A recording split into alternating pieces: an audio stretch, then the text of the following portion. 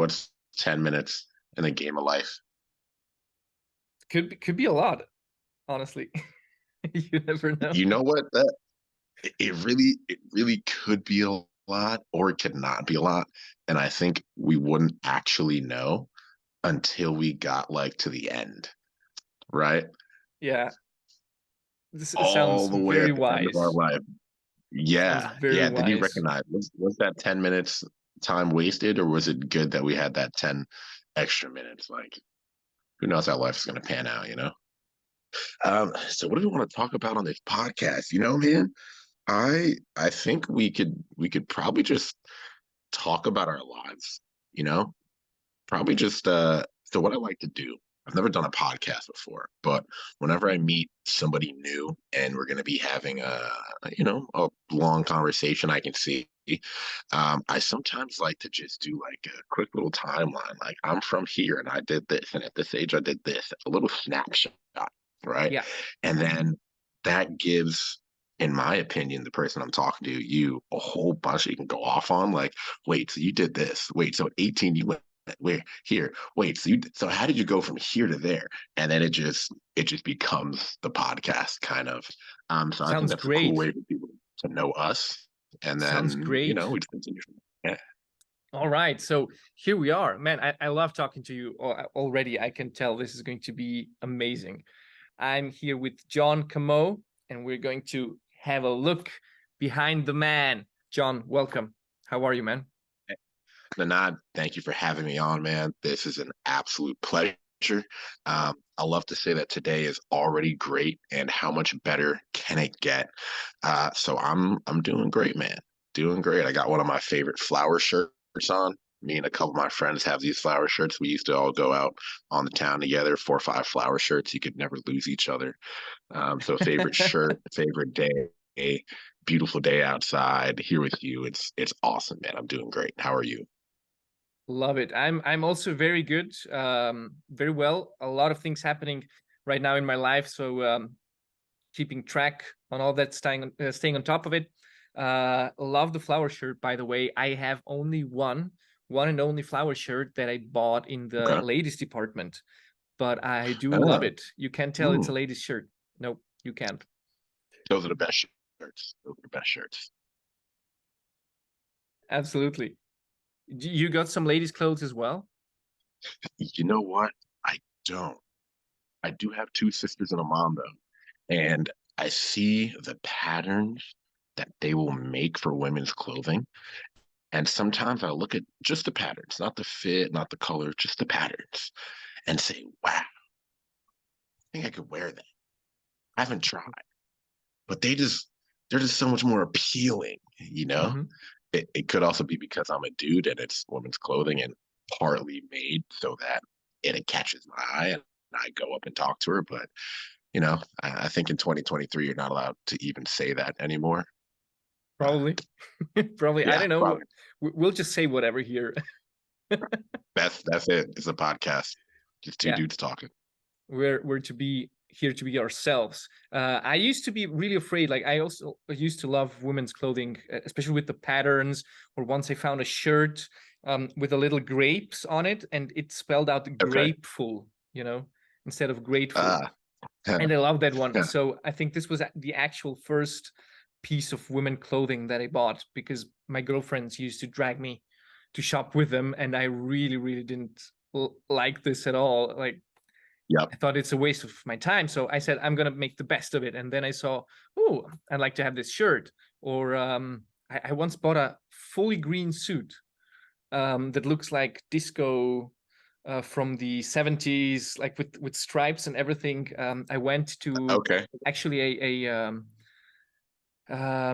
what's it called? Like the shoes with the wheels. They had a disco evening here. Rollerblades.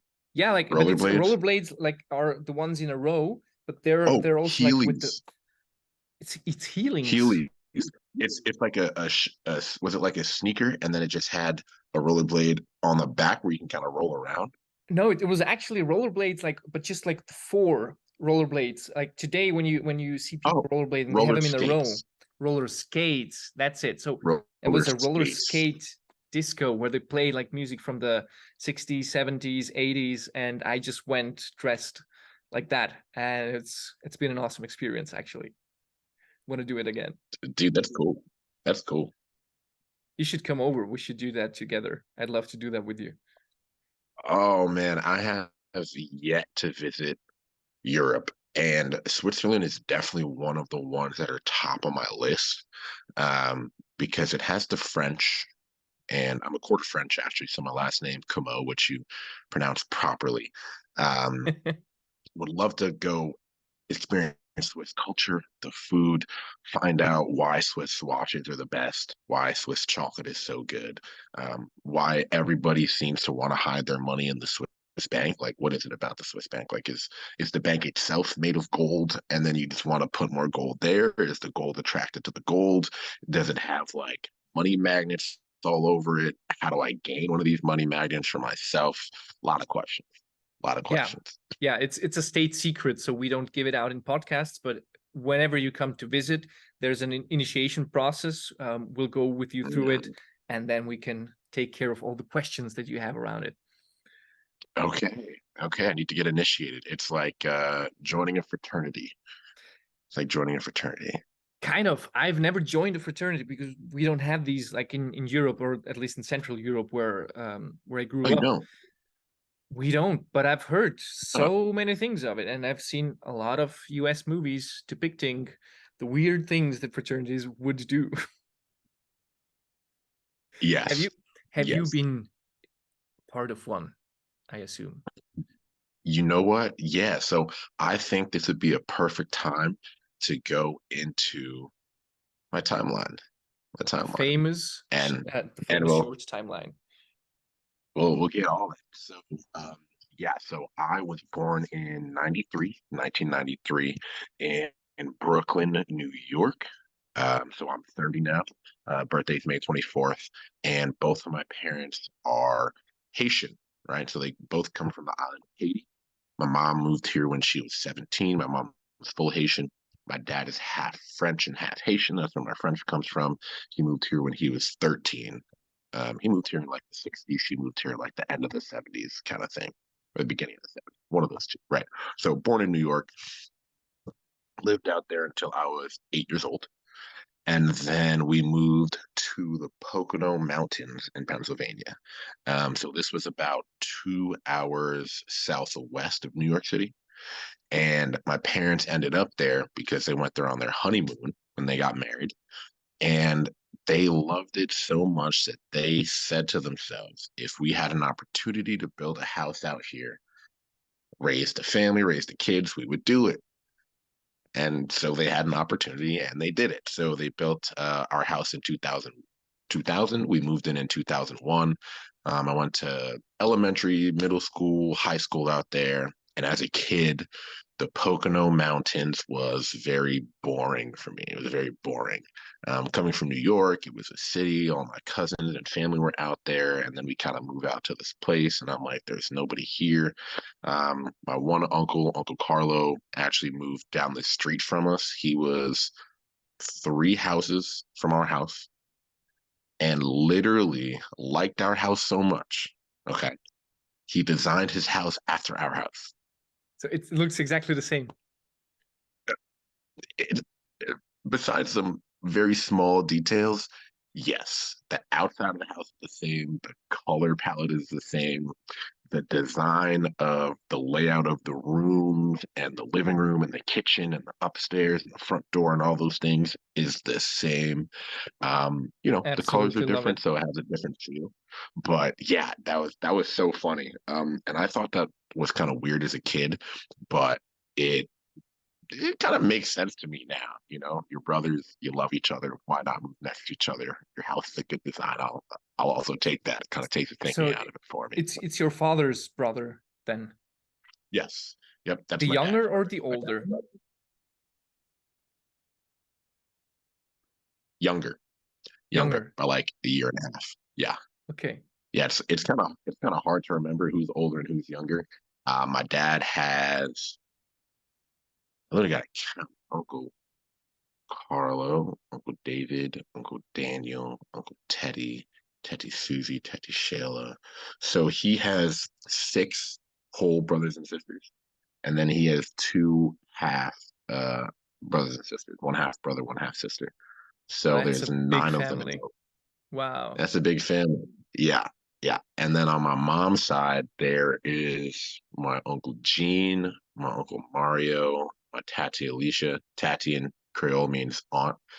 So my aunt Alicia, my aunt Owa, um, my aunt Nenen, who passed away from cancer when I was like 16. My aunt Livy. So there's six others of them. So there were seven of them in the on my mom's side of the family. There's six now. Wow. Yeah, yeah, huge Wow. family, huge family. So yeah, living in Pennsylvania till I was 18, and that's when I got involved in music. So I started singing in fifth grade. And music really was my saving grace, just like in high school. You know, it was the thing that I looked forward to in school, music in gym class. I was a big science nerd. So I was also really into science. I had thought that I was going to be an aerospace engineer. I really liked space. And at first, I wanted to be an astronaut as a kid. And I went on my first roller coaster when I was 13. We went to this amusement park, Dorney Park. And I rode this roller coaster called Steel Force. Okay.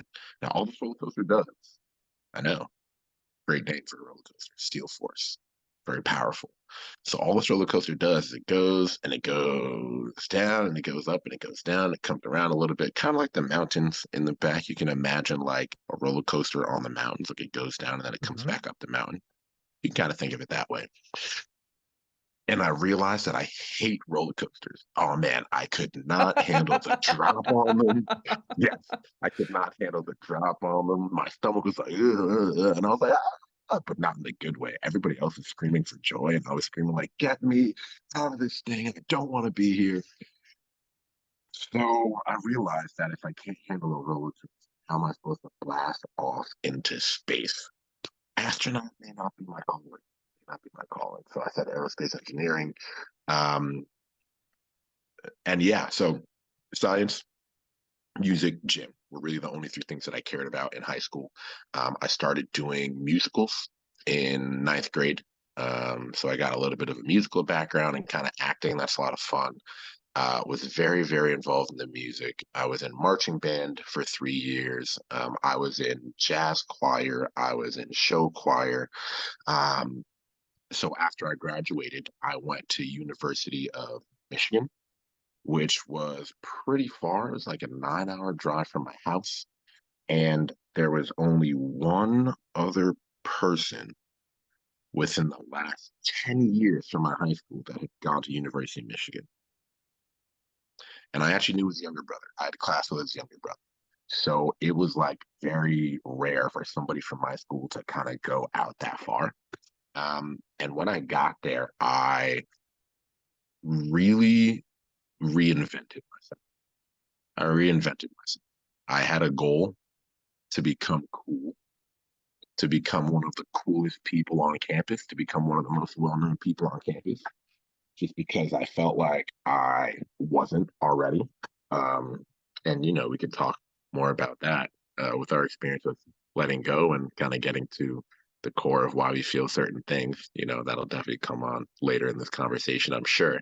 Would love to. But yeah, so part of me What, being trying to become cool was I joined a fraternity, right? And this what age were you fraternity, at that point? so I was 18 when I went to Yeah. college. I joined the fraternity in my winter semester, so I was still 18. It was the second half of the school year. Delta Tau Delta. So once you join a fraternity, you're part of the fraternity forever, unless you do something absolutely heinous and get kicked out. And I haven't done anything absolutely heinous yet, and don't foresee myself doing anything heinous. So I am still a part of the fraternity. Um, yeah, so that was an awesome, awesome experience. Everything that you hear about hazing is real to some sorts. There's just a lot of drinking, you know, mostly that much. A lot of drinking, a lot of partying. A lot of doing weird things. It was actually kind of funny. There's this one week, they call it Hell Week. It's like the week before we actually get initiated. So when you first go to join a fraternity, it's called pledging, right? So you Yeah. essentially pledge that you would like to join. And it takes about 2 to 3 months to go through that pledging process, going through learning the history of the fraternity, meeting all the brothers that are in the fraternity. The brothers are the members of the fraternity. If it was a sorority, they'd be the sisters. Learning the codes, the etiquette. There's a handbook, actually. There's a creed. There's a special handshake. All of these things. So it really is what you when you think of a fraternity like a society, it really is like that, right? And so going through this process for 2, 3 months, at the end there's a hell week before I actually become a brother. And in this hell week, you essentially have to do anything that any brother says, right? Before this, it was just a committee that's training you. Any of the other brothers, you kind of just got to know them. And this week, anytime anyone said something, you had to do it. So they had us carrying around fanny packs. You know, like the little satchel that will like go in your hand, right? And it definitely looks like they bought these at a girl's store, a female store, but it didn't have cool patterns on it or anything like that. It was just either bright green, neon green, or bright neon pink. And we had to wear these all week.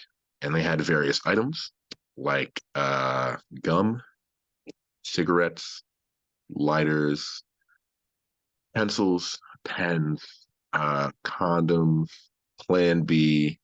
Um, I can't remember what else. Those are like the main things that it had to have in there. Some money as well, and we just had to have that stocked up. And a brother could come up to you anytime and just yell, "Pledge! Show me your." I just totally forgot the word. It's not the satchel. I was just saying it. I just lost this word. The You mean fanny the pack. the fanny Show pack? me Yeah. your fanny pack. Yeah, yeah, yeah, yeah. It could be in the middle of class. It could be in the middle of the dining room. It could be in the middle of the street. It did not matter. And you had to stand up, open up your fanny pack, put all the contents out, wherever it was, and just show that you had everything. And if you didn't, oh man, you got in trouble. Oh man, yeah.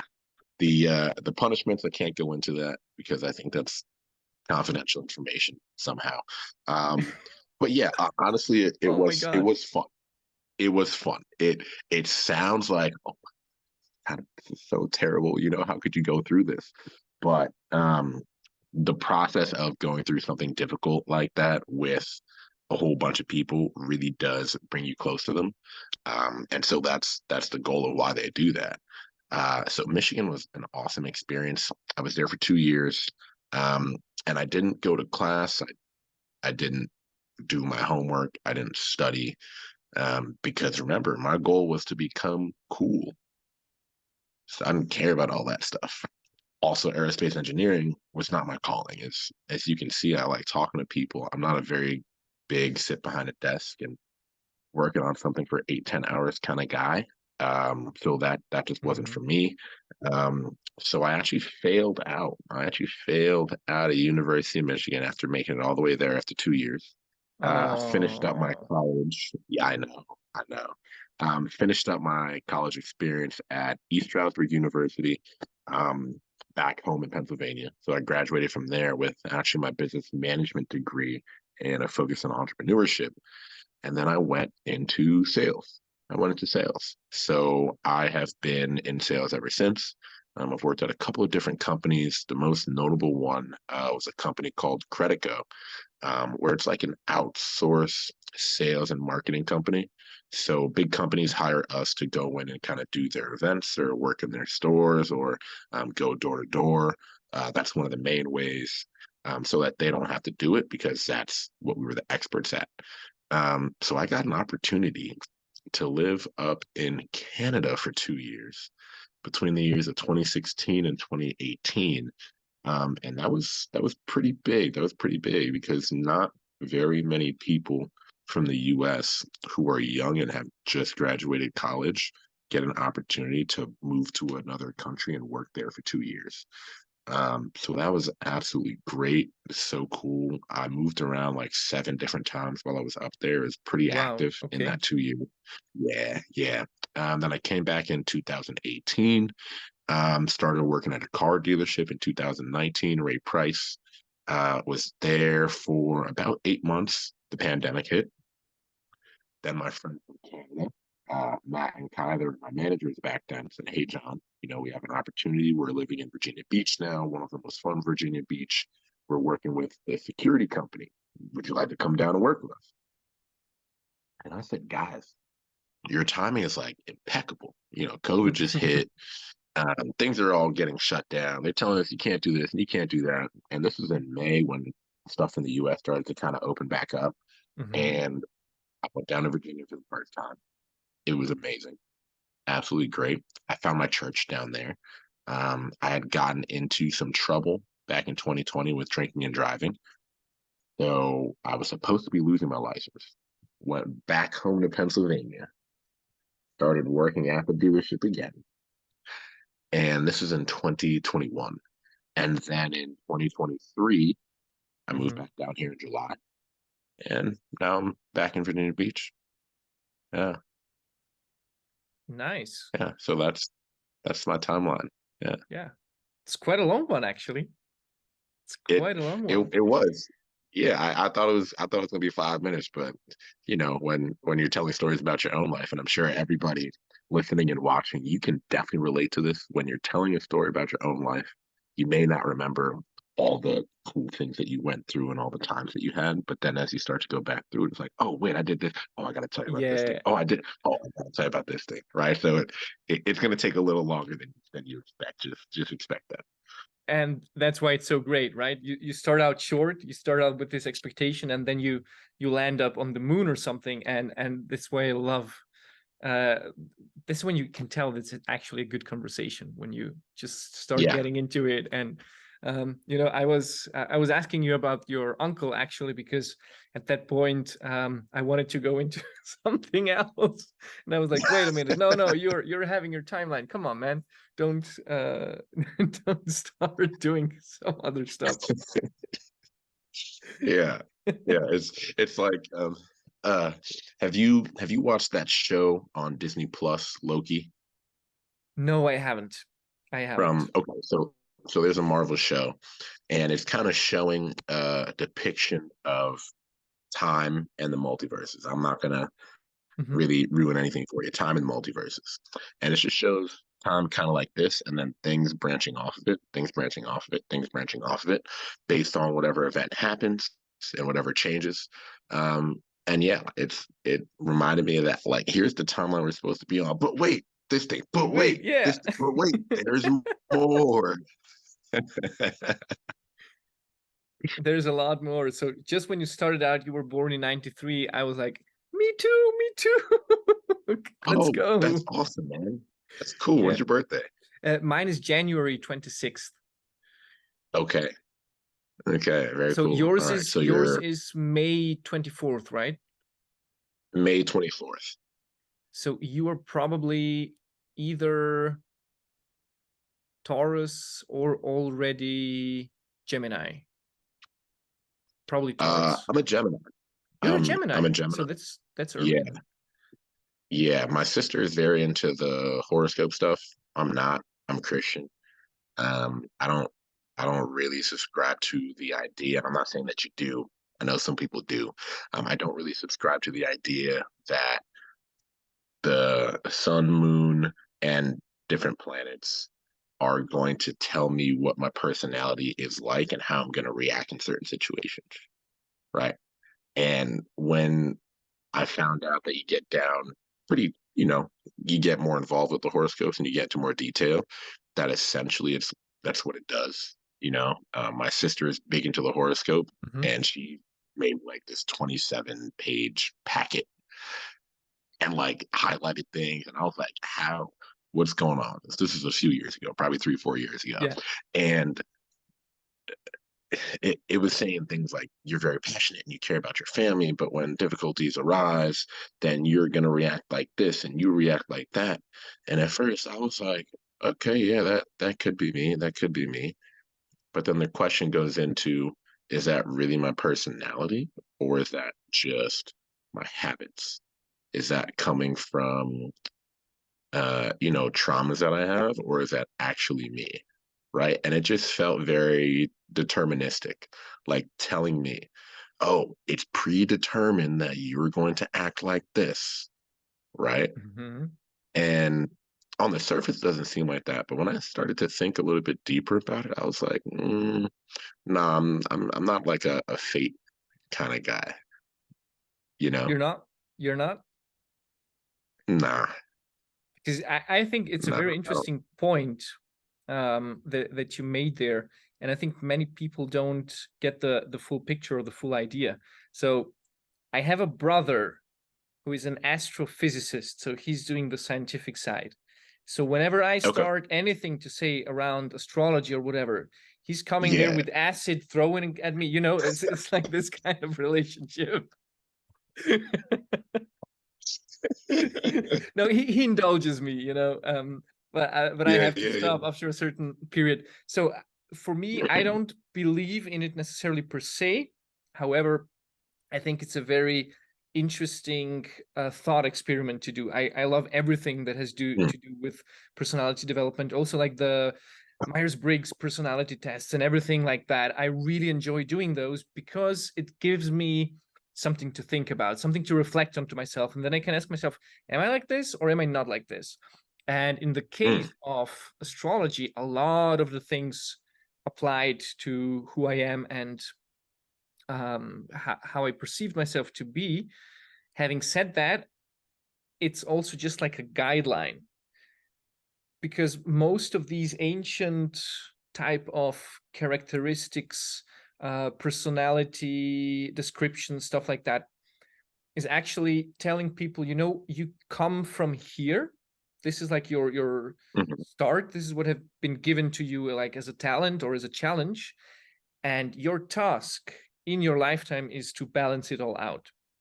So today I Uh, know a lot of people who would go and read the horoscope and say, well, you see, this is the way I am, right? It says it right here, so this is my excuse to be who I am, to not having to develop anything.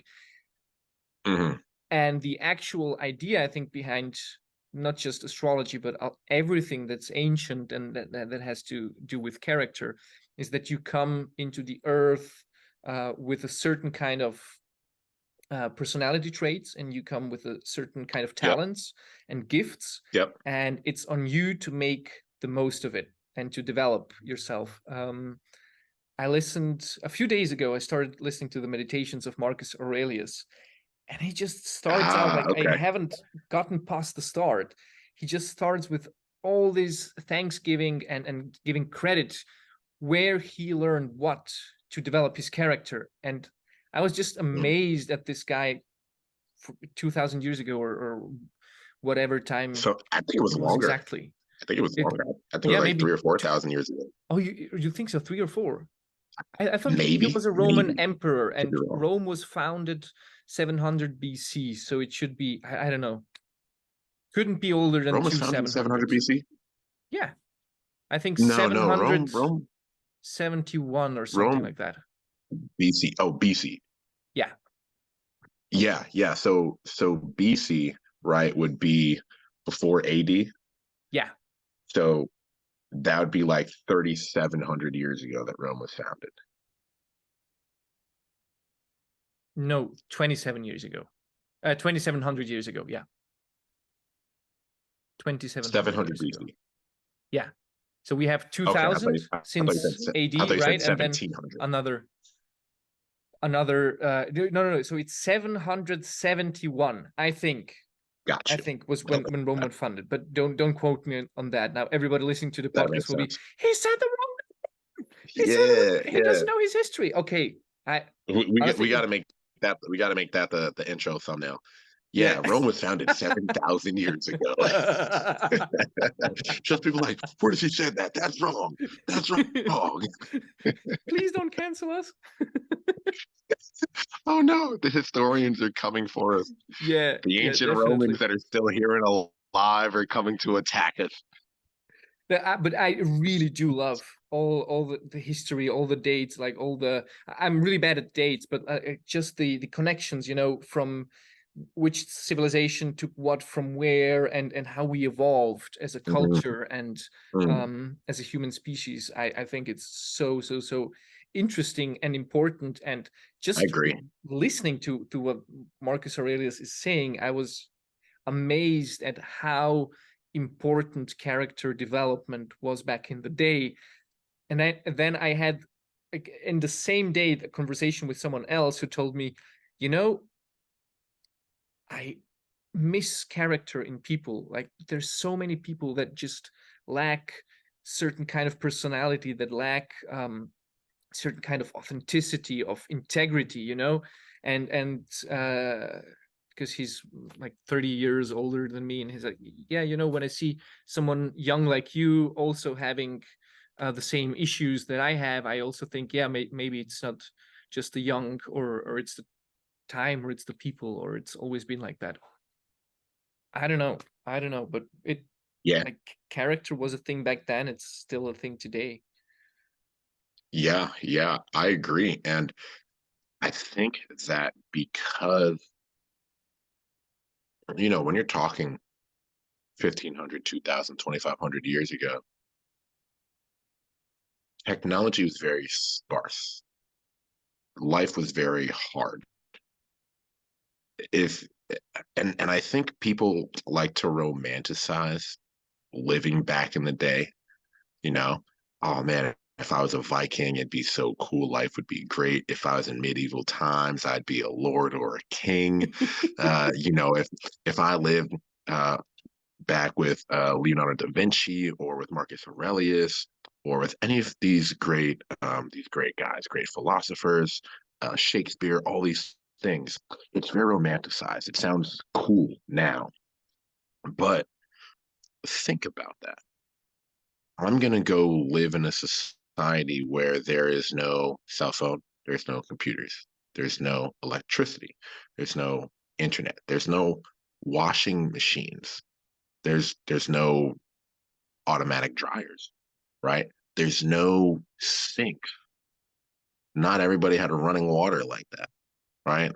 There's no central heating or AC, right? There's no code for building your house. Someone could come build your house and your house could fall on you, right?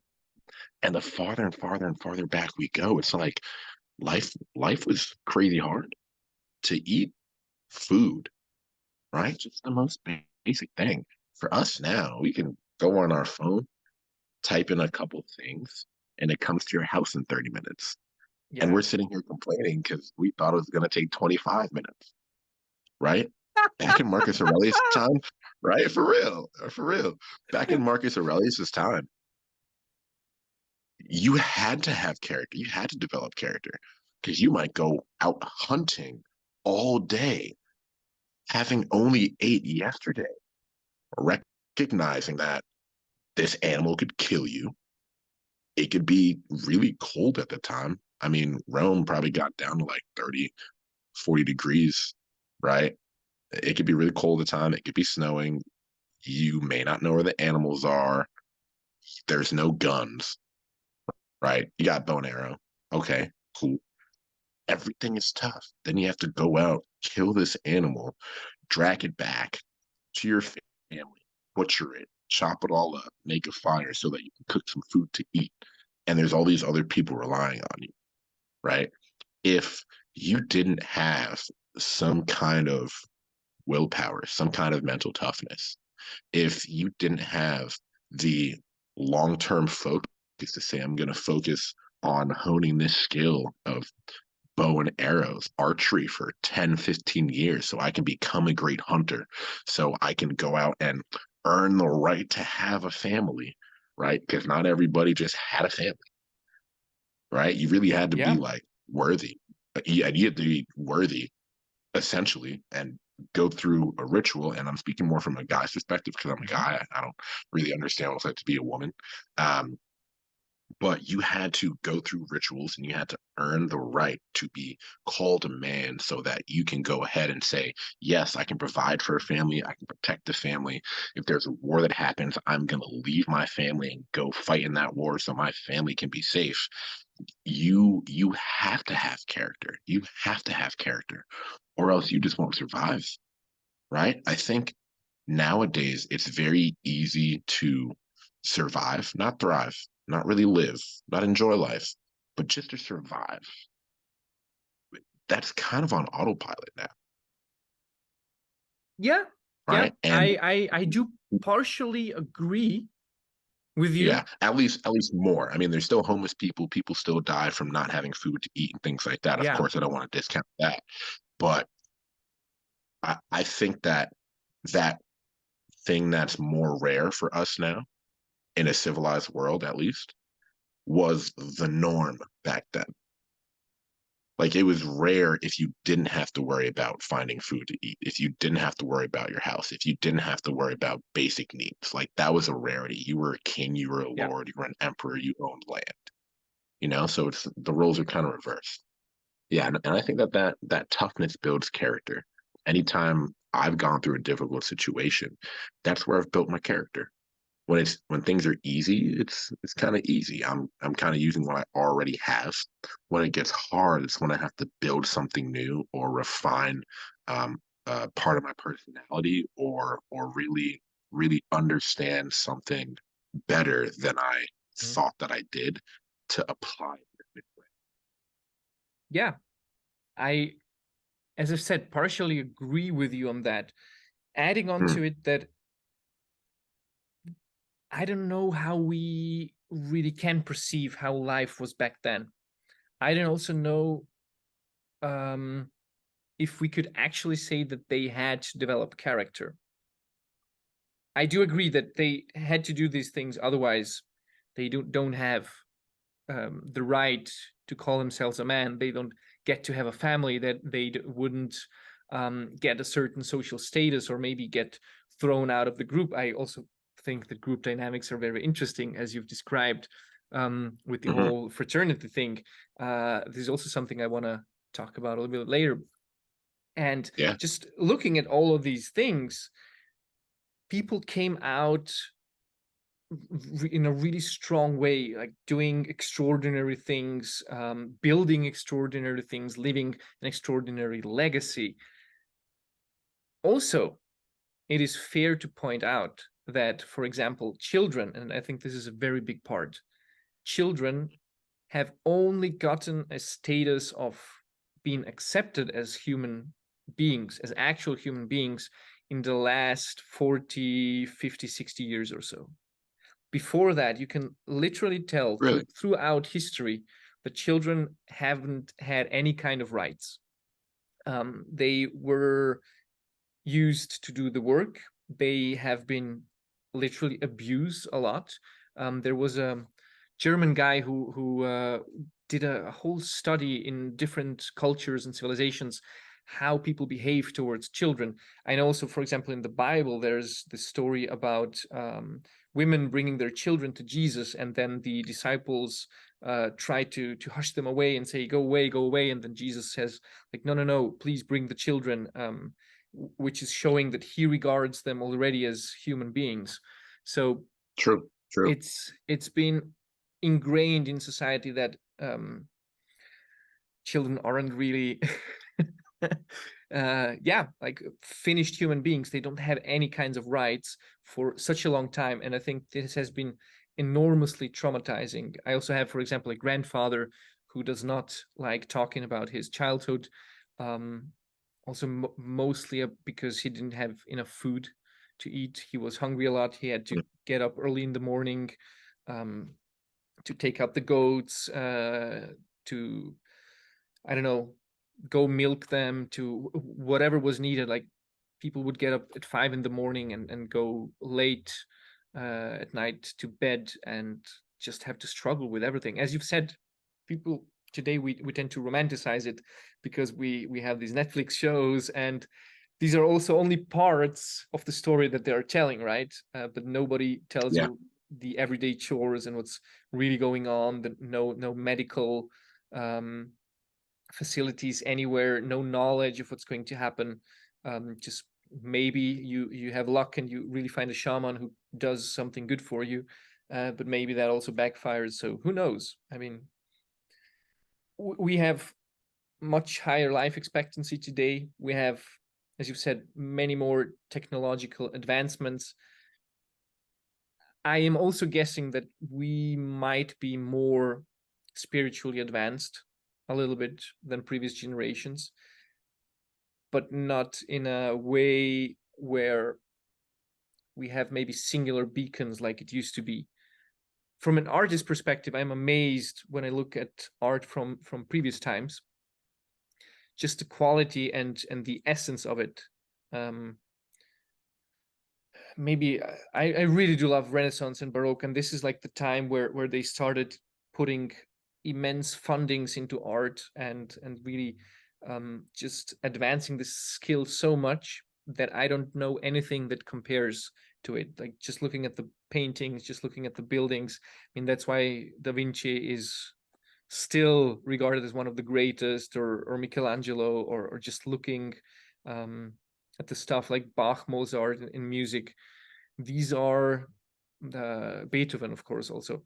These are like the geniuses from a time that passed a long time ago, and I think there were several reasons why they were able to thrive in this time, even if it wasn't as technologically developed as ours, or maybe because it wasn't technologically developed as ours. So it was some kind of timeline that crossed the means of, on the one side, money and economic means to be able to do that, to have enough knowledge, to have enough education, but still not be as distracted maybe like we are today with the immense amount of information that we're getting every day. This is my take on it. Yeah. Yeah, man. I I like a lot of the points that you brought up. Um, one thing especially about the children. One thing especially about the children. Um, because as I think kind of as I was alluding to before, you know, back when life was tougher, just pretty much by day-to-day metrics, it I believe a big part of how people, society, your family looked at you was how useful you were, right?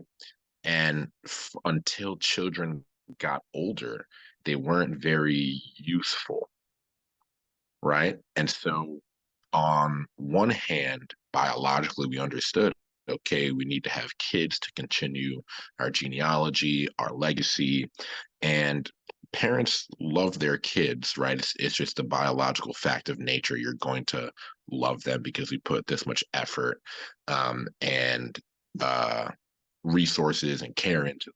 You know, of course, not everybody, but as the majority.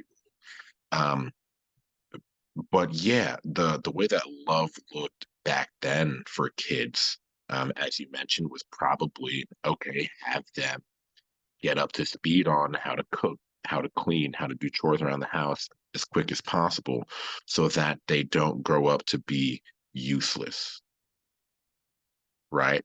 Whereas now we definitely focus more on how do our kids feel, what are they learning, you know, all very important things. How are they developing, and not focusing as much on their utility, right?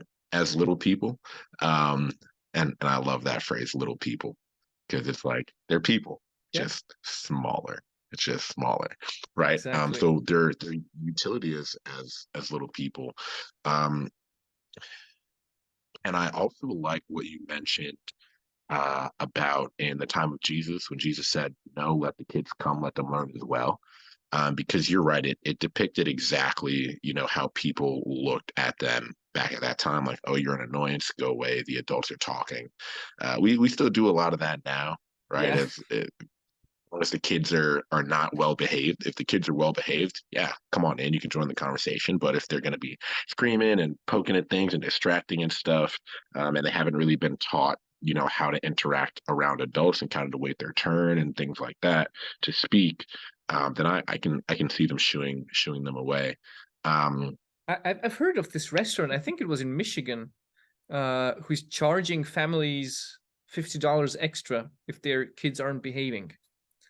Like it came really, to the newspaper here. Yeah, and apparently a woman it made it to the was news in Switzerland. Wow. yeah, yeah, a woman was complaining. Like they're looking for fun stories, right? From Yeah, anywhere yeah, yeah. from the world to put it. And they just had this policy like if the kids aren't well behaved, you have a surcharge of $50 to pay in the end. And a lot of people seem Wow. to like it, and a few people do not. I that's interesting. That's interesting. Well, you know what? It's a free country. We live in a capitalist society. If it's working for that restaurant and people are liking it, um, for every rule, there's going to be someone that likes the rule and then someone else that doesn't like the rule. So I say, hey, have at it, right? As long as parents know coming in there, hey, this is how our restaurant works. This is the rule, and it's not sprung upon them when their kid is loud. Boom, $50 when they didn't know about it. I think that that's completely fair game. Um, Something else that I want to go back to that you Mhm. mentioned was the intersection. Well, two things: the intersection of technology and art, right? How, in your opinion, you mentioned the Baroque period. When was that? Like the 1500s, 1600s, something like that? Yeah, well, let's say from the 1600s to maybe 1750, something like that. Yeah. Okay, so in that period, still not as much technology. Technology is coming up, but it's not nearly to the point of where we're at right now. We haven't had the technological revolution. We haven't had the information revolution. Printing press hasn't been out yet. None of these things, the steam engine, these all happened kind of in the 1800s. So there is this culmination of thousands and thousands and thousands of years of art coming together, practice of art, styles of art, and people focusing on art and studying art for their entire lives, as you mentioned, and having a master of their craft, right? And then technology really started to take its way up and kind of pulling people away from the arts, right? So around that time as well, Shakespeare, still regarded as one of the greatest. Leonardo da Vinci, regarded as one of the greatest artists and engineers, right? Michelangelo, Yeah. right? I believe that the King James version of the Bible also came about. No, that was more like the 1800s, but it took a lot of time for that to be translated and then published. So they were working on that in the 1700s. Um, all of these kind of really well-known masterpieces all culminated around this time. And then after that, technology really started to take off and we started to focus more on productivity, production, technological advances rather than the art, rather than the spirit of humanity, rather than the soul of humanity, right? That artistic side. And I think that the not as many distractions thing really, really, really, really, really is a big, big, big point there because we have so many more people now. We have so much more knowledge now. We have so much more information now. We have so many more teachers and better methods of teaching a certain thing now that I think objectively we can get to the same level of expertise that someone did in the 1600s with maybe half the time now, just because it's better knowledge, better technology, better methods of teaching. But the people who would be best suited to do that have so many other things going on that, they could be the next Leonardo da Vinci, but they're stuck watching TikTok because it's kind of hijacked their brain. And maybe they become TikTok famous and they make really, really good videos on TikTok and they're extremely creative with the things that they're doing, right? But if this wasn't here, then they would only have maybe coming up with a new invention to focus on, maybe a new spaceship, right?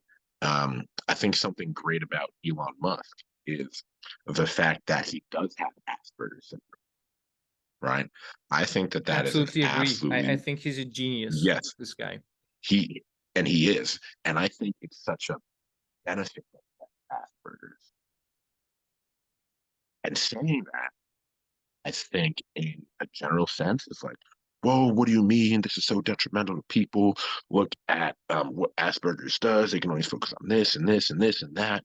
And it's like, yeah, for every good thing, there's going to be a bad thing. For every positive, there's going to be a negative, right? Balance. We have balance. You know, I'm a man of God. I'm a Christian. For everything that God wants us to do, the devil is trying to pull us away in the completely opposite direction, right? Now, God's more powerful, so God's going to win, but the devil's more crafty, right? The devil is very deceiving. God is very straightforward. Like it says in the Yeah. book, hey, you love me, you do this, you're going to get this. That's not as attractive, right? That's not as alluring. The devil's very alluring. It's going to lead you to death and despair, Mm. but it sounds good in the meanwhile, There is right? a And so there is a that quote. distraction.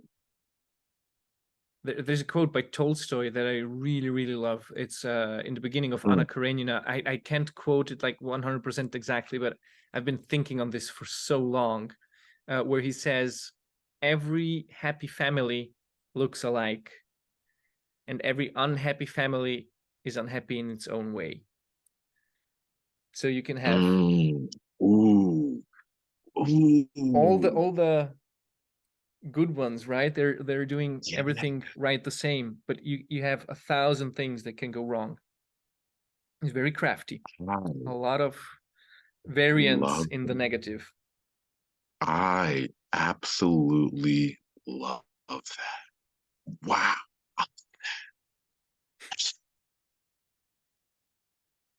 It's a great book. I'm gonna It's a great I'm book. gonna commit that to memory. What's the book that was in? Anna Karenina.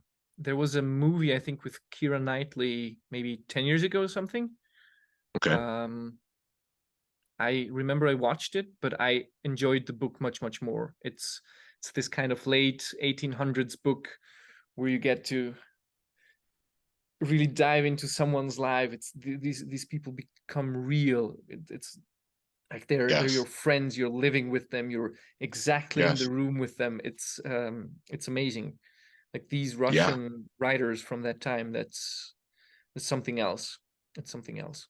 Really good art. Definitely. Okay.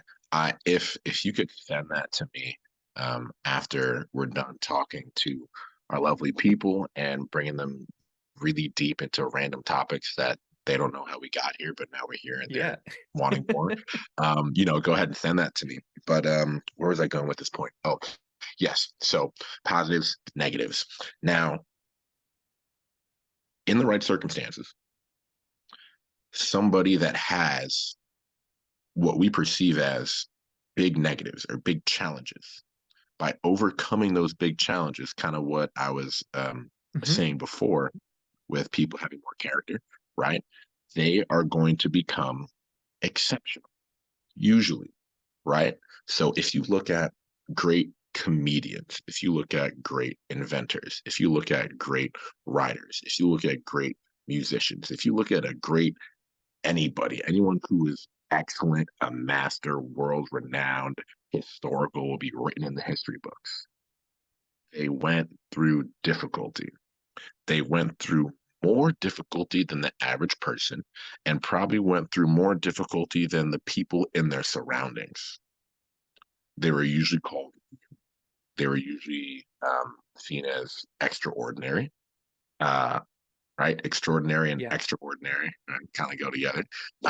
They were seen as outcasts, the one off, right? And so going back to Elon Musk, the fact that he had or that he has Asperger's, the focus, the focus that he has on singular objectives, the ability to not even just ignore distractions, the ability for the way that I understand Asperger's syndrome, his brain to not even care about anything else but this single thing, right? It's not that he's fighting different distractions.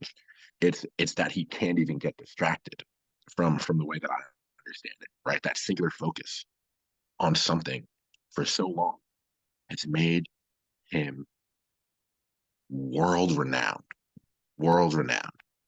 And Uh, probably I if you looked at him as a kid, oh man, you might have thought he's going to be doomed. He's going nowhere. I mean, grew up in South Africa, getting in fights all the time, doesn't know how to communicate with people, doesn't know how to talk with people, and now he's where he's at. I don't know. I mean, also today he's not the best at communicating. It's not his No, strong. It's not his no, strong suit. definitely not a But strong suit. I I mean, we we did we hear him. watch the interview yesterday.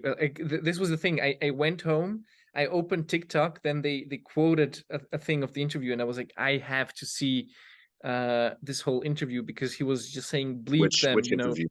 to the latest. I think it was with the New York Times around this Israel trip that he now did, and where he bleeped the advertisers who aren't coming to advertise Ah, anymore on okay. I X. saw that clip. Okay. Uh, and I just thought it's fantastic. Just him saying this one quote, it's about companies that are doing bad things and they don't want to be associated with a public opinion that perceives something is bad. That I thought, yeah, actually, if you put it like that, it's really just a marketing, just a marketing play where people are positioning themselves, um, consumed by their public image, being Yeah. dependent on the public, and not being Yep. really caring around what's right to do, what's the right thing to do. So just and then I thought to myself, I thought really someone who's trying to cover up his mess, he will be very, very consumed with the public opinion of them. And someone who is Definitely. concerned with doing the right thing, he doesn't really concern himself with the opinion of the public. He's just doing the right thing. I think this is Yeah. also Marcus Aurelius' quote. Like, you could sit around all day discussing what a great man should be, but don't do that. Just be one. I love that. Talk about it or be about it. Right. Yeah. Yeah. Yeah. Yeah. He said, put your money where your mouth is. Yeah.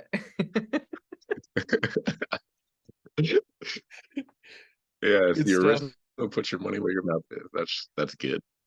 That's good. Good stuff. Yeah, man. That's pretty awesome. So your timeline, we haven't gone over that yet. We You started haven't. at 1993 and you went all the way over Yeah. to Marcus Aurelius. We got the beginning and the end. What's in the middle? Yeah, so the whole podcast is actually about you, but I'm happy to share. I mean, almost every guest that came here also started asking me questions, so I share a little chip here and there in the different episodes. Okay. So I actually grew All up right. during wartime in Serbia, and it is Wow. something that I don't really remember most of it. I do remember like the time when I was 5, 6. I have no like direct traumatic experiences from it. What was traumatic Okay. was more the general situation in the country. It was very hard to get food. It was very hard to get any kind of resources. Money was scarce. One of my grandfathers had to smuggle cigarettes just so we could get by, even if he was already um, retired from work.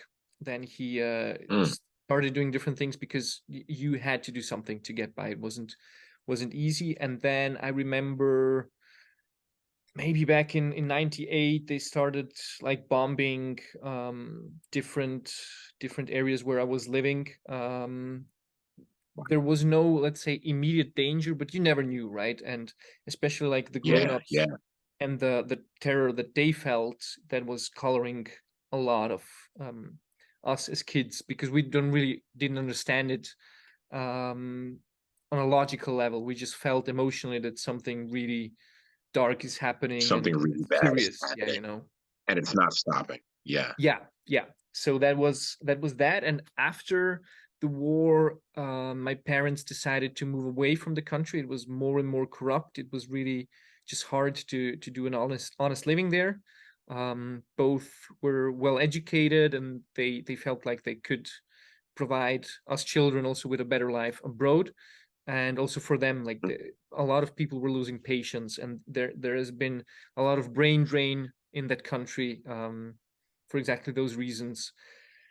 Yeah. There are Serbs everywhere. Like wherever I go, I will find them in any city in the Western world. They're filling positions of all different kinds of jobs. So Yeah. it's a funny thing to find those people everywhere.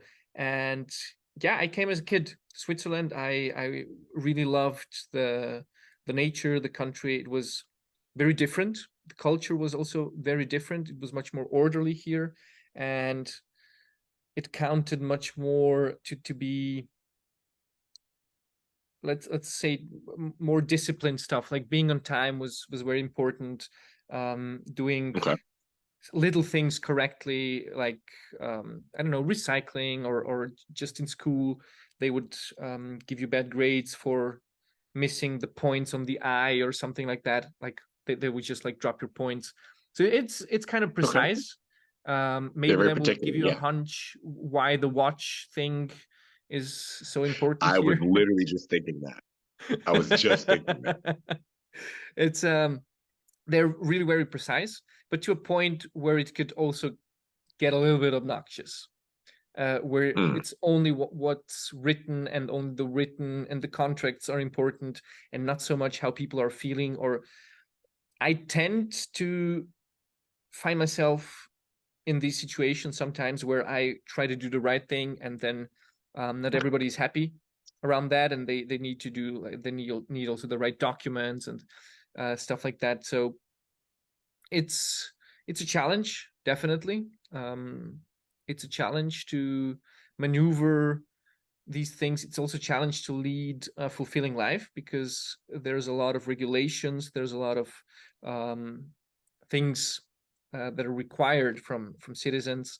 And I was just talking yesterday to a driver. I was recording a concert, and I was talking to him, and he said, my brother lives across the border, and for him it's much easier. Like, I went one day to help him, and we didn't do everything in a day, and the boss was just like, yeah, just come back tomorrow and do it tomorrow. Like, tomorrow's another day. And here it's, no, you got to do it today. Like, finish up, right? I don't care if you stay till midnight, you got to finish up. And it's a little bit of a, yeah, I would say mental attitude thing. So people have a lot of wealth here, but also Okay. comparing to the wealth, the well-being is quite low, I would say. It's rather superficial and very connected to external things. A lot of young Okay. people, for example, would just go out drinking and smoking weed and doing stuff like that, which for me was always amazing. Like, I was also going out and drinking, but I was drinking out of depression, and I had reasons to be depressed, in my own words. Okay. And a lot of other kids, like, they just had good lives, they had stable families, they had um stable relationships, whatever. And it was just like, I don't know what to do with my life, so why don't Mm, excessively smoke weed, right? gotcha. And Yeah, we're seeing a lot of that in the U.S. right now. yeah, so I think it's a lifestyle thing. That's just, if there's, as you say, if there's no challenge, there's no purpose. And if there's no purpose, well, what you gonna do? Like, Yep. start creating your own problems, right? Yep. um Yep. Ooh, yeah, true. Start creating your own problems so that you have something to solve. yeah, I mean, this has been the experience for me, like, just watching a little bit from, I always love to move the perspective outside and just watch it, what's actually going on, what's happening. So at that point around, I was thinking of becoming a psychiatrist. I was thinking of becoming a doctor or a musician. Like Okay. I always thought I Okay. will be a scientist when I was little, because I was Yeah. fascinated with all the how the world works and all this small stuff. But there was a point that I was like, it's going to be either psychiatrist because I love psychology, or a doctor because I want to help people, or a musician because I love music, and music has helped me so much. And it was a challenge. It was something that required discipline and practice and keeping at it, and also very different perspective. It was something that's connected to art and self-expression, and I Yeah. ultimately chose that because the most inspiring person that I knew at the time was my piano teacher, who really Okay. lived for the music. Like he always did extra, more than he was paid for or more than he was required, because he believed in that, and that was the Beautiful. most inspiring thing for me. So I said, yeah, I want to become a musician too. This is where it's going to go. And then I studied That's music for awesome. 10 years. I was more and more fascinated Okay. by human emotions. Where does it come from? Like the history, how was it perceived earlier in times? I love talking about this because nobody today knows. Everybody thinks like Leonardo da Vinci was an exception for doing art, but also science, engineering, and stuff like that. Most of the artists at that time were very well educated in the sciences as well, if not all of them. Hmm. Like you can have, you can read Galileo, you can read Kepler, you can read Newton. They all wrote a book Oh on yeah. music. And there's, Really? yeah, and this is a fascinating thing because they were Huh. connecting actual physics and the laws of the universe, which they said were made by God, and how do we connect that into a larger picture. And one of the very interesting things was music, because in the tonal system that we have, which is 12 half tones, it's very interesting to have Hmm. 12 half tones, 12 months, 12 Hmm. disciples, 12 everything. This is like a theme that's going right, that's going on in civilization Yeah. for very long. And there's also a lot of interesting intervals that you can do, like a lot of numbers games. And when you, for example, go 7 octaves, or Hmm. you can do 11 fifths, you should arrive at the same point. This is just like the musical thing. When you do like the circle of Say that fifths, again. Yeah. when you do Yeah. the circle of fifths, you come around the circle, right? So you would Hmm. start with the C, you would arrive at the C. And you could do the same with Yes. octaves. It's just not 11 octaves, like 11 fifths, but it's actually 7 octaves. You would arrive at the C. Now, physically speaking, if you do that with strings, if you cut them and Yeah. proportions that are meant to be, you wouldn't arrive at the same note. The C would not be the C, depending on which way you went, either with the octaves or with the fifths. And this was a Okay. For great the strings, it'd be mystery. 12 strings Yeah, you would like because the strings go by the half tones, right? uh, almost. So Okay. it's a calculation thing. So if you would uh take a very large string, right? Like let's say this is the C, then you would have to, for the octave, you cut it in half. And then for the next octave, you cut that one in half. So you would do that 7 times, cutting it in half to get Ah, okay. to the highest. And with the fifths, you cut it 1/3 and 2/3. So you would cut it here, and then you have 1/5, and then you cut again a third, and then you have another fifth, and then you cut a third. So when you do that, you should, by our means, arrive at the same note, but you don't, because it's just not possible with the Hmm. numbers. And Hmm. this was one of the big mysteries of the universe. And they were Yeah. contemplating, why did God create the universe in this way, that it's not perfect? Why do we have music which sounds great, and you have all these great scientific backings, right? How you create these tones and with the proportions. But if we put them all together, we get this. They called it comma, and already there's like the old Greeks. It's called the Pythagorean comma that he already calculated, and they were Yeah. just trying to figure out, why is this. how can we incorporate it? How can we say that music is something holy and something divine if it's not made perfect? Because God made everything perfect, right? But He also did. calculating the sun and the planets, and nothing seemed to fit. Like everything is, we are not doing 365 days per year, right? We're doing 365.25. Like why? 0.24. or, Yeah. or 24, yeah, stuff like that. Yeah. It's always almost exactly like the perfect thing, but it's not. And there was a lot of discussions all around this, and I love this. I absolutely love it, because it's That's really cool. this connectedness with nature that we also talked about earlier, and Yeah. attributed this also a little bit to the distractions that people used to have. If they're not distracted, they just have more time to actually look at nature and to get inspired from nature. Yes. That's why you would also always find like the golden ratio, right? It's everywhere in nature. And they Hmm. started putting it into paintings, into music, into architecture, into everything, because it's everywhere. You can see it. Like if you see it, you see it, and then you can't unsee it. So you put it into art.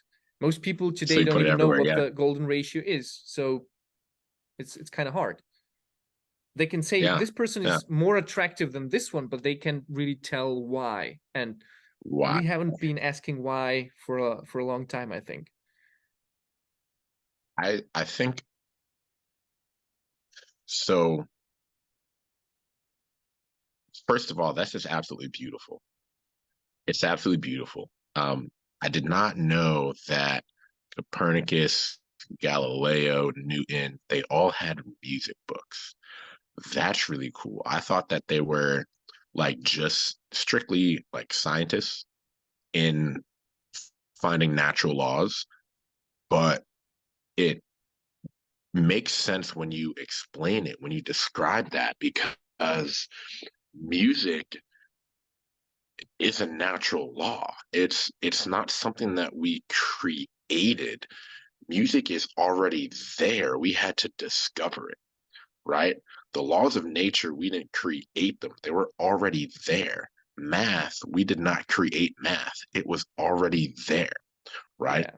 So as you mentioned, right, God created the universe perfectly. But in our definition of perfect, that's not going to match up with God's definition of perfect. And I have no idea what God's definition of perfect is. But what I can say is that it's it's most likely not going to match up with how we think about the word perfect, right?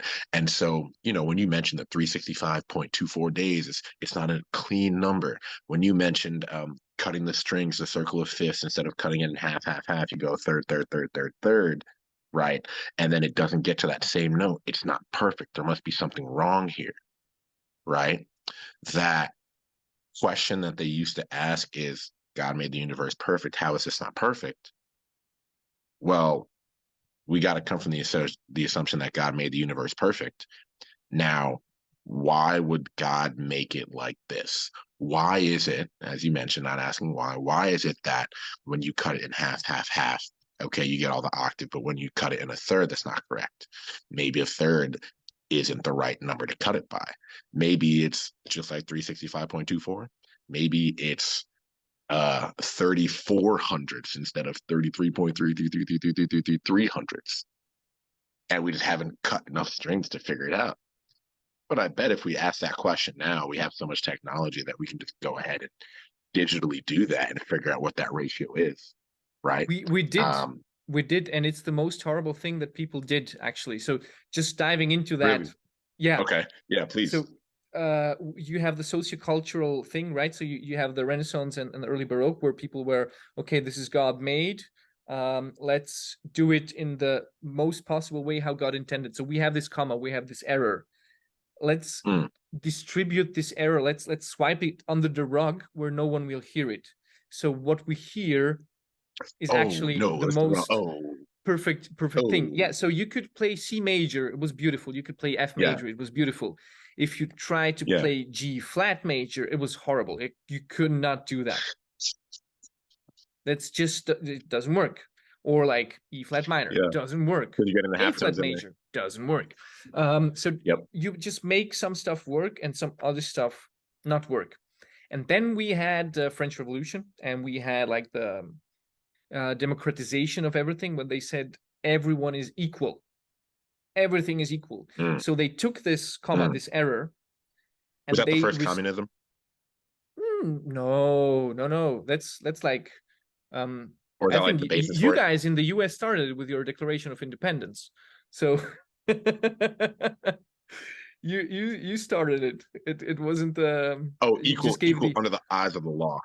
yeah, yeah, Okay, okay. Equal treatment under the eyes of the law. Got you. I exactly. thought when you said that, I thought you meant like everybody is equal. Doctor, lawyer, garbage man are all equal. You all get paid the same. No, it's I not took it about in that way. payment. It's, well, Ah, okay. maybe in theory it was. I don't know exactly about these ideas, but it was that every human Mm, being was equally valid. Like that's I think the first got you. um, civil rights code that was actually written down. But before, if the king wanted you beheaded, there was no one protecting you. Like you just got beheaded. That's it.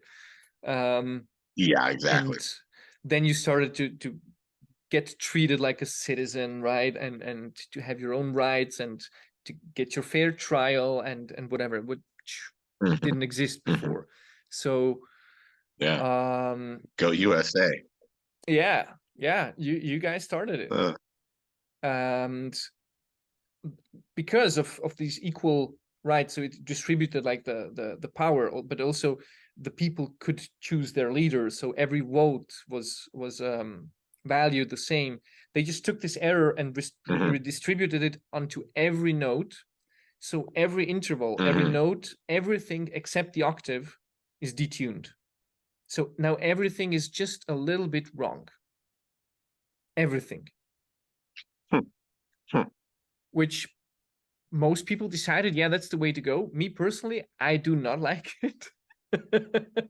Yeah, Again, I don't like for that either. And when you say Mhm. now everything is a little bit detuned, you're talking Yeah, about like now, like when they yeah, tune a piano in 2023, yeah, all of the intervals are a little bit off until you get to the octaves.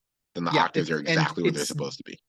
exactly, and it's and not even the octaves with the piano, because it has such thick strings. So even those have to be detuned so the overtones overlap. So you have this so-called stretching. But let's not get into too much into detail. It's Into the just, science of stretching the strings. Okay, yeah, okay. yeah, yeah. So it's actually the 12th root of 2.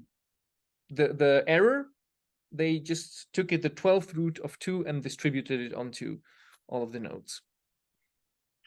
Huh. They used the square root of two. The 12th, it's not the square, it's the 12th root. So like 12 times the root of 2.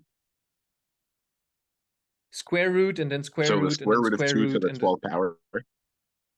no, it's like the 12th power, but just in the opposite Yeah, direction. So like if you do that number to the the 12th 12th root. power, you get 2. So you have to like take the root Got 12 times. you. Whoa. Okay, so that's extremely close to one. Because the first Yeah, square root of two is like 1.41, and then the second square root of that is going to be, I don't even know, probably like 1.2, and then exactly. very slightly off. And Hmm. Yeah, because of the that is a small physics, discrepancy, but it adds up when you go to it. Yeah. it's really very small. And they thought, yeah, because it's so small, it will be fine. However, we are so careful in our hearing that you will actually hear those vibrations, and you can tell that it's wrong. Now we're so used to listening to music that's out of tune, and I'm sure you know this as a singer. If you sing together with someone, you can create perfect intervals, and you can actually get in tune with each other, and you can vibe. Yep. And this is what I Yep. love about vibing with people, because you just ride the same wave. And then if you play that on the piano and you try to take the tones from the piano, it will just be out of the vibe. It will not be the same. Yeah. Yeah, yes, you're 100% right. You are 100% right. And I learned something very interesting 2 days ago. So one of my roommates, Cody, he plays guitar. He's been playing guitar for Yeah, 17 years. And he mentioned to me that Jimi Hendrix, 26 when he died, absolute legend, still one of the greatest guitarists of all time, even by 26, would play out of tune guitars on stage. Whenever he did recordings, they'd always be in tune. But whenever he was playing live, he liked to play out of tune guitars. And that that didn't make sense to me, but it just sounded like a really fun experiment, kind of like, okay, it's a challenge. Let's see if I can still make this sound good, knowing that this is off. But then we get to this. We get to the fact that things that are in tune, right, are actually tuned the wrong way to nature. And maybe Jimi Hendrix realized this. And so he said, it's live. Forget tuning. I'm just going to use my ears. could very well be. I'm hearing of it the first time, but could very well be. You can tell it by singers. Like if someone's a good singer, they will tune perfectly to whatever other note is there. And also you find this Yes. with organs. Organs are often like depending on from where it is, but I do play a lot of organs. They are Okay. not using the standard tuning. Most of them are using some kind of stretched thing. So you have intervals that are actually really pure, and you have others that work less well. Hmm. Hmm. Now, now I'm wondering, just kind of going on this music kick thing, and uh, back in the day, them asking how did God not make these intervals perfect? Maybe the way that we have put the octaves together and the 12 half tones, it's supposed to have two different rules. Maybe there's supposed to be two different rules in the way that it's tuned and the intervals in there. And man, this is so I just gotta say, man, the way that God made the universe and how many things add up for things that seem completely unrelated is absolutely amazing. I Over the last year, 2 years, I've began to look at things like, I'm a creation, right? So if we come from the assumption, and I'm not pushing it on anyone, believe whatever people like to believe, right? But if we come from the assumption that there is a creator, right? I, I think most of us can agree on something like this throughout all of human history, no matter where you go. Societies that have had contact or didn't have contact have always developed religion, every single human society. So we understand that there's a creator. So if we understand that there's a creator and the universe was created and the planets were created and me and you and this phone were created, everything was created, right? So I'm a creation talking to another creation that's looking at other creations. And all of these creations are going to have some kind of synchronicity, some kind of harmony between each other. We just may not understand what that harmony is. And just because it's harmonious, right, doesn't have to mean that they're exactly synchronized, right? Because, and correct me if I'm wrong in musical terms, synchronized means they're exactly the same. Harmonized means that they go together and fit together well, Yeah, right? And they create a pleasant tone together, right?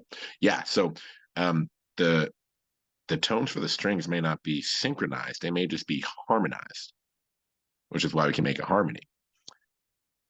There was a solar system that was found about 50 light years away. I forget what the name of the solar system was, but they found 6 planets orbiting around the sun, and they were all in perfect sync with each other. No, they were perfectly harmonized with each other, right?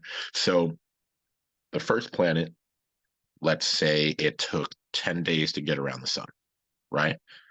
The second planet would take 15 days to get around the sun. So the ratio of the orbit from the first planet to the second planet was 3 rotations for every 2 rotations that the second planet made. The ratio for the second planet to the third planet was 3 rotations for every 2 rotations that it made, that the third planet made. The ratio from the third planet to the fourth planet was 3 rotations for every 2 rotations that fourth planet made. And I was like, whoa, the universe can do that? Just the amazingness that the ratio is exactly from here to here, here to here, here to here, here to here. But on the last 2 planets, it changed. So for the last 2 planets, for planet 5, it rotated, it orbited around the star 4 times for every 3 times that the fourth planet rotated. And the 6th planet rotated the same, 4 times for every 3 times that the 5th planet rotated around the sun. Now, the ratio between the rotations around the sun of the first planet and the 6th planet, can you guess what it was? Since you're doing 4s and 3s a lot, I'm just going to go with 432, but light me up. Close. Not close at all. It wasn't close at all. So it was 1 to 6. Or 6 to 1. 6 to 1. Exactly 6 to 1. 6 to 1. So every 6 times that inner planet rotated around the sun, that outer planet, that 6th planet, would go around 1 time. And I did not think that it was going to line up like that. I was thinking, okay, 3 halves, what is it, 2 to 3, and then this one 2 to 3, and then this one 2 to 3, and then this one 2 to 3, and then the other one 3 to 4, and then 3 to 4. I thought it was going to be 24, 48, something like that. No, 6. Exactly 6. And reading that yesterday, thinking about what you're saying right now about trying to get to the octaves, half, it just works. But when you try to go a third, it doesn't. Maybe it's that it's not exactly a third. Maybe because there's 12 half tones, it could be a quarter, a third, a quarter, half, a quarter, a third, something like that. And then when it's done that way, it actually gets to those perfect tones that we need to. Although the intervals in between them aren't the same, they harmonize. Could and I very have well no be. idea if you'd be able to. I have I no have idea if you'd be another able to figure that out. I have another philosophy that is starting to develop. I haven't really tested this on anyone or anything, or have no way to prove it by. Please. I will tell you just before, so you know, there's a lot of talk in the Renaissance of the magic number 6, also because it's 2 times in 12. Funny enough, if you go down to quantum physics, you have 2 different particles in 3 generations, which amounts also to 6. So that's kind of a number that's also a lot of out there. Yep. Me personally, I think that probably these planets aren't aligned perfectly, that you will still find like a 1% deviation or something that we maybe just can't make it out yet. And could be very possible. What I think is the actual divine spark in us, or the part of the creation, and also where we could be creators ourselves, is just consciousness. This is my personal opinion. I don't have any sources to cite at this point, or any stuff to back it up, but I just think like being conscious of things makes us be aware of things. And I think that however this creation came to be, has a lot of these beautiful proportions that when you look exactly at them, it will not fit perfectly. And I think that's the reason for them to be like that, because it allows for more consciousness. Like, it's making itself even more conscious. So if you look at it and say, this is 1 to 2 and this is 2 to 3, it's perfect. So you have realized something, you have become aware of it. And someone will come and say, wait, it's not. Look at it. You have like a 1% deviation or something. And then you will have another look at it, and then you have a discussion. Why is that? Like, why is the deviation so small? Where does it come from? Why do we have it? And this is why we have so many questions, and what's making us go look for further answers, because it's never finished. It's always just a matter of, is it now, like, there are people who say this is the evidence that everything's created, and there are people Mm. who say this is evidence that it's not created. It just looks like it looked like a big coincidence, but it's not, because it's not perfect, right? And Mm. I think, what if it was created like this in the first place, to be like a pointer in the right direction, and then it's up to you what you make of it. This way you have the You know choice. what? Huh. I My initial thoughts are, I like the direction you're going with in that. I can't necessarily agree right now because I haven't thought about it enough and I actually looked at some things. I I understand what you're getting at, and it seems like that could be plausible to me. I can't confirm or deny it, but it that seems to make sense because one, when you go into the consciousness thing, um, the way that I would describe that as a Christian, there are a couple of verses in the Bible, um, kind of put throughout it, but some of them say, we were all created in God's image. Men and women were all created in His image, Mhm. right? And so He created us in His image, right? We were all created with the same design in mind. We were all created with a similar purpose in mind, or a similar way of being in mind, right? So we all came from this one being, this one consciousness, God. So why wouldn't it be the fact that we would all share our consciousness and share these similarities and share these personalities, right? Because we were all created from the same mold, essentially, right? There's another part of the Bible where it says that His word is written on our hearts, right?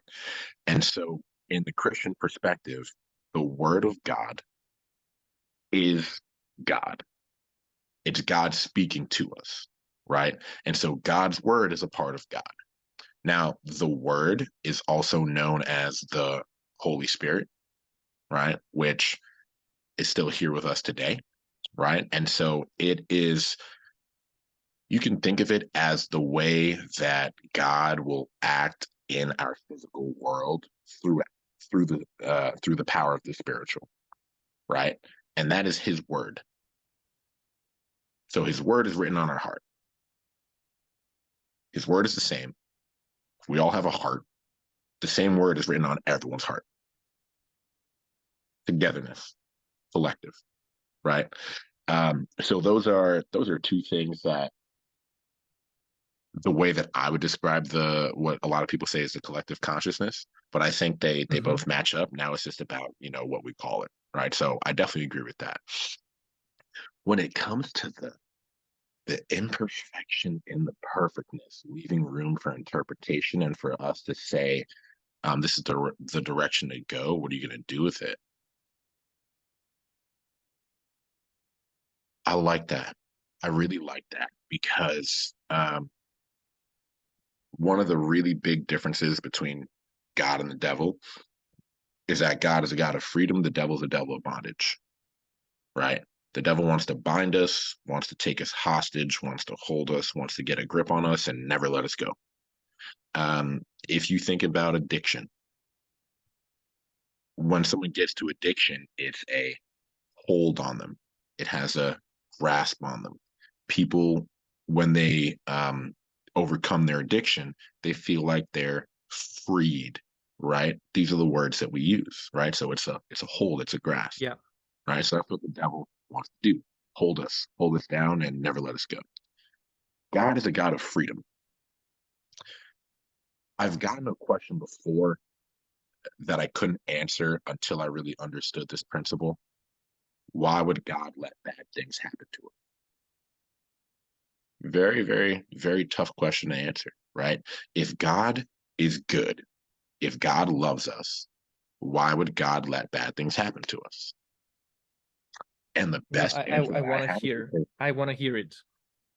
yeah, yeah, the best answer that I have, right? And I have limited knowledge on this, limited perspective. I have not yet gone through the entire Bible and studied it, so don't take this as the word, right? Um, but it's because God is a God of freedom. That's how I understand it. So if God didn't allow any bad things to happen, that's the same thing as controlling our lives.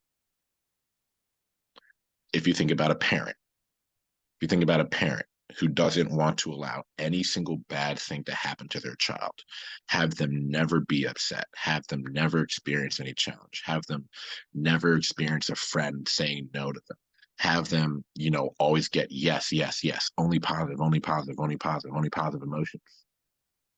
Well, we can see, okay, maybe everything in their life seems good, but they need the challenge. It's like it's a part of our human experience to go through challenge and to overcome things so that we can go in that direction and kind of figure it out for ourselves.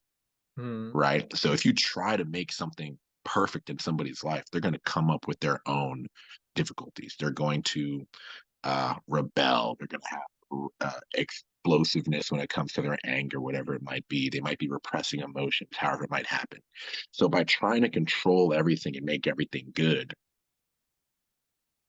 out of that, chaos is still going to be created, right? So if God tried to make everything in our lives good for us and not allow anything bad to happen, that's the same as binding us and not giving us the choice to choose something different. And God is a God of choice.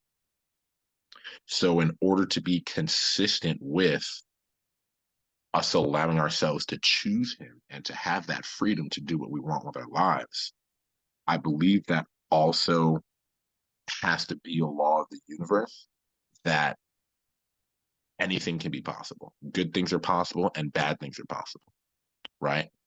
Um, I love what yeah, you're yeah, that's saying right that's now. that's the I basic. mean, there's Yeah. also I love that Julian talks about this in the next level also. It's just Okay. whatever happens to you, right? How do you know if it's good or bad at the point where it happens? Like You won't you know. might have some feelings around it, but it also translates to me to the question, how do you know if it's good or bad? Like there is the also the idea of the final judgment that will not be provided by humans but by God. Or in Yes. other religions or societies, it's like the Egyptians have the tribunal of all gods, right, who will judge Hmm. um, a Hmm. person. So this is also something that people, I think, realized very, very early. We don't get to choose if something's good or bad.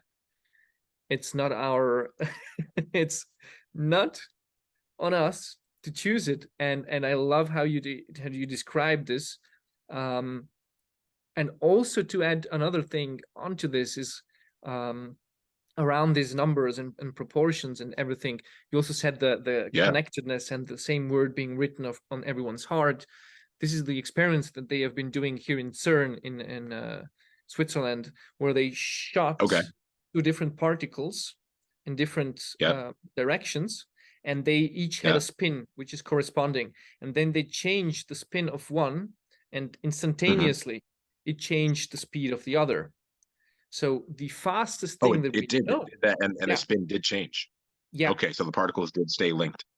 they stood linked through our three-dimensional space that we have, and it was faster than the speed of light. So it's not some invisible thread of light or whatever that travels, but this to them suggests another dimension through which these are connected. So could it be that with our ears and touch and eyes, we are not able to perceive this other dimension? So we also can't say if maybe the proportions are right. We're just not Mhm. seeing it from The whole another picture. dimension. Yeah. We don't have the whole picture right now, and maybe it's the pointer of why don't you go and try to find out what the whole picture is to the best of your abilities. Yeah, yeah, that's amazing. That's amazing, Nenad. So I have to scram in about five Yeah, minutes here. yeah. I do got to get to work today. This has been absolutely awesome. This has been so amazing. And I would like to leave the audience, the millions of people that are going to watch this in coming years, with a few thoughts that I've found personally. Uh, One of them is exactly as you mentioned. We cannot say whether an event is good or bad right now, objectively. We can only say how we feel about it in the moment. And we can only go with the story that we tell ourselves about the event. It's not the event ourselves itself, it's the perspective, right? And if you think about two people, an event happens, let's say there was a car accident, both people were driving, right? Those two people, if you ask them about that car accident, will have two different stories. But the situation was the same. They were both in the same place at the same time, at the same location. The accident happened at the same time. It was the same exact event. Two completely different stories here, right? The event didn't change. It's about the story that we tell ourselves that gives us the outcome, right? Yeah. I've often looked back in my life and I've gotten in some trouble. I'm not this super lawful citizen. Well, I'm lawful, but who's never gotten in trouble and never done anything. I've been arrested 4 or 5 times. I've been arrested for weed. I have 2 DUIs, things that I'm not proud of, but they're just part of Oh my man. story, right? I failed out of college. It took me 5 years to graduate. I went pretty much homeless when I was in Canada and Toronto and only had rice and onions to eat with eggs once a week for like 2 months. You Oh my know, God. I yeah, my life hasn't been perfect. No one's life has been perfect. For you started out, your childhood came from Serbia in the middle of war and didn't move out of there until you were about what, 7 or 8, something like that, eight or Yeah. nine. Seven. Yeah, It was eight. right. Eight. Yeah. 8. So nobody's life is perfect. Even if your life is perfect, like I mentioned 5, 10 minutes ago, you try to set it out to be perfect, you're going to create your own problems. Life is going to create its own problems for you. There is no perfect. It's only about the story that we tell ourselves. So, if this resonates with you, ask yourself one question. Could I tell a better story? The answer might be no. The answer might be no, you can't tell a better story. I think that I have looked at this situation in the most optimal way, where I can get the most out of this and it's going to be the most beneficial for me in the future. Cool. If you can look at it a better way, what do you think would be better about it now? Right. And then the second question on that is, in the future John, in a year, 2 years, 5 years, future Nenad, in 5 years, 10 years, how will I look at that same story? Will I paint the same picture about myself? Will I have pulled the same lessons from it? Will I feel the same way in a year, 2 years, 3 years, 5 years, 10 years? For me personally, when I've started to consider future John, because there's three me's going on right now, right? There's me in the present, there's past me, right? Where I can look back and say, oh man, I did these things before. Let me not do that again. And then there's future me that I'm going to get to in whatever time that future is based on what I'm doing now. So there's three me's, but the only me that I can control is me right now. So considering those three and using the information that I have there, what am I going to do right now? What am I going to do today that is going to be the truest to me?